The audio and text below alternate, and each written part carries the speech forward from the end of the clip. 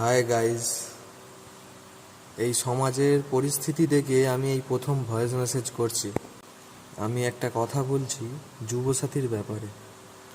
যারা যুবসাথীর 1,500 টাকার জন্য লাইন দিচ্ছে, এটা শুধু তাদের জন্য।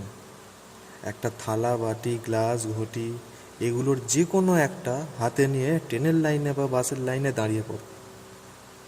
মাসে এর 5 গুণ টাকা আয় করতে পারবে। পশ্চিমবঙ্গের একটা ভিখারিও রোজ 500 টাকার বেশি আয় করে। আর চাকরি প্রার্থীদের জন্য একটা কথা বলি, তোমরা এই যুব সমাজটার জন্য যে চিন্তা করছো, করো না। এরা এদের ভবিষ্যৎ বেছে নিয়েছে। আর লড়াই করে তোমাদের মূল্যবান সময় নষ্ট করো না।